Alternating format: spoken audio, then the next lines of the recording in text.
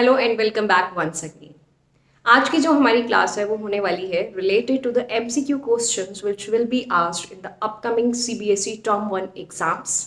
तो आज हमारा जो टॉपिक रहेगा वो रहेगा Indian economy from the time of 1950 to 1990। So here are our questions for Indian Economic Development Chapter 2. First question, which of the following is not an important characteristic of small scale industry? इसमें से कौन सा नहीं है? तो correct option in this case will be is not an important characteristic, labor intensive है, locational flexibility है, requires less investment, तो C is the correct option. Then 17th question, which of the following aims at making growth an inclusive process? चार goals हैं, तो equity is the correct answer.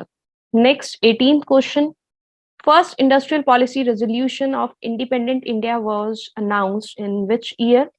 The 1948. B is the correct option. Next, who is considered as the father of green revolution? जहाँ यहाँ पे देखिए father of green revolution not restrict to India पूछा गया है, तो ओवरऑल इसमें जो बी ऑप्शन है is the correct. Doctor Norman Borlaug is the correct answer. Next 20, the portion of agricultural produce which is sold in the market by the farmers is called marketable surplus. Assertion and reason based question first time introduce हुए हैं, पहले तो नहीं पूछ जाते थे इस type के एमसीक्यूज, तो सीबीएसई ने इस बार इन पे भी स्ट्रेस दिया है। सैंपल पेपर में भी आप देख सकते हैं कि बहुत सारे assertion and reason based questions are given. So the first assertion is a large proportion of the working population in India is engaged in agriculture sector in India. True. Most of the Indian farmers are earning a lot of money because of reforms in agriculture sector. तो ये जो reason है ये अपने आप में गलत है और ऑब्वियसली assertion पे एप्लीकेबल भी नहीं है। तो अगर मैं ऑप्शंस पे जाऊं कि कौन सा इसमें से करेक्ट ऑप्शन होगा, तो ऑब्वियसली ए ऑप्शन तो नहीं हो सकता, बी भी नहीं हो सकता, because reason is not true. So assertion is true but reason is false, that means C is the correct option. Next question पे आते हैं हम फटाफट से. Again, assertion and reason based question. Subsidies are meant to benefit the farmers, but a substantial amount of fertilizer subsidy also benefit the fertilizer industry. तो ये statement बिल्कुल ठीक है, correct है. Then eliminating subsidies will increase the inequality between rich and poor farmers and violate the goal of equity. तो ये वाला जो concept है ये भी बिल्कुल ठीक है. तो both the statements are true, पर अब हमें ये देखना है कि क्या ये वाला ऑप्शन जो है ये रीजन जो है assertion पे एप्लीकेबल है, तो नो. तो B is the correct option, that both assertion and reason are true and explanation of assertion. Next question पे आते हैं. The first 5-year plans gave importance to self-reliance, which means avoiding imports of those goods which could be produced in India itself. तो ये statement ठीक है क्योंकि first जो 7-year plans है इसमें import substitution policy was followed. Next, it was feared that dependence on imported goods may make India's sovereignty vulnerable to foreign interference in our policies. So this statement is also true, and this is one of the reason for following this policy. तो both assertion and reason are true, and reason जो है यहाँ पे correct explanation भी है assertion का. Next इस पर आ जाते हैं question पे. That is 25th question. Due to restriction on imports, the Indian consumers had to purchase whatever the Indian producers produce. बिल्कुल ठीक बात है. Next, the producers were aware that they had a captive market, so they had no incentive to improve the quality of their goods. The statement is also true. और ये reason भी है कि जो इंडियन प्रोड्यूसर्स है वो quality of products को improve नहीं कर रहे थे because of lack of competition, and ultimately Indian consumers को वही प्रोडक्ट्स परचेज करने पड़ रहे थे. तो ए ऑप्शन जो है वो बिल्कुल करेक्ट है. नेक्स्ट आते हैं 25th क्वेश्चन पे.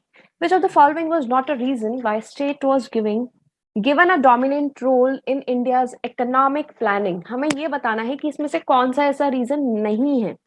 सो lack of capital with private industrialist, ये बात तो हमें पता ही है, चैप्टर में हमने पढ़ा ही है, नहीं पढ़ा तो प्लीज पढ़ लीजिए कि there was lack of capital with private industrialist. Then Indian government had huge capital and hence private sector की जरूरत ही नहीं थी।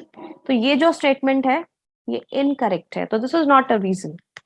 नेक्स्ट पे आते हैं 26th क्वेश्चन पे, which of the following statement is justified with respect to policy of import substitution?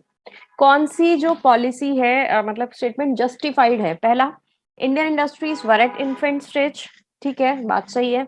Then Indian policy makers were cautious about sovereignty and economic independence of the nation, ये भी ठीक है।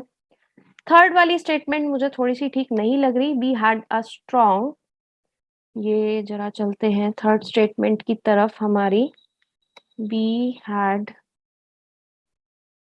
Already had a strong industrial base, तो ये statement जो है वो गलत है, राइट। नेक्स्ट अगर हम आगे देखें इसको कि Indian industries were not in a position to compete with technologically advanced countries, ये बात भी उस टाइम के लिए ठीक है। तो अब ये जो ऑप्शंस मुझे दे रखी है कि ओनली वन तो नहीं है करेक्ट, ओनली 1, 2 एंड 4 भी करेक्ट नहीं है, 2 एंड 3 अकेली भी करेक्ट नहीं है, 3 तो वैसे भी इनकरेक्ट है, तो 1, 3 एंड 4 तो इनकरेक्ट है क्योंकि थर्ड स्टेटमेंट जो है वो करेक्ट नहीं है। तो देखा जाए तो 1, 2 and 4 is the correct statement. Next पे आते हैं, the contribution made by each of the sectors make up the dash of the GDP. Occupational नहीं है, ऑक्यूपेशनल में तो वर्कफोर्स की बात होती है, हमें सेक्टर्स की बात करनी है, तो structural composition is the correct answer. Next, according to industrial policy resolution, even an existing industry had to obtain a license for expanding output or for diversifying production. This was meant to ensure, इसका answer देने के लिए आपको NCERT जरूर पढ़नी पड़ेगी। तो आते हैं इन सब में से C option is the correct one, quantity of goods produced was not more than what the economy required. Next, जरा यहाँ पे नंबरिंग में थोड़ी गड़बड़ हो गई है, this should be 29 based on जो भी हमने अभी यहाँ पे काउंटिंग लिख रखी है, तो गलती हो गई तो कोई बात नहीं, ह्यूमन बींग्स हैं, गलती तो हो ही सकती है। नेक्स्ट, प्लान डॉक्यूमेंट जो है हमारा स्पेसिफाई नहीं करता the objective to be attend in our plan document, not only specify, not only है ये, not only, right, specify the objectives to be attained in the 5 years of plan, but also what is to be achieved over a period of 20 years, ये भी बता रहा है। तो this long term plan को हम क्या बोलते हैं? Perspective plan. तो आई होप कि आज की क्लास में जितने भी एमसीक्यूज हमने करे हैं, और मेरी कोशिश ये रही है कि मैं मैक्सिमम पॉइंट्स उसमें कवर कर दूं, और ऑब्वियसली मैं और भी क्वेश्चंस आपके साथ शेयर करती रहूंगी, तो आप बस रेगुलर रहिए और अपनी जो रिवीजन है और अपनी जो पढ़ाई है उस पर ध्यान दीजिए। आज की क्लास में बस इतना ही, मिलते हैं अब अपनी नेक्स्ट क्लास में।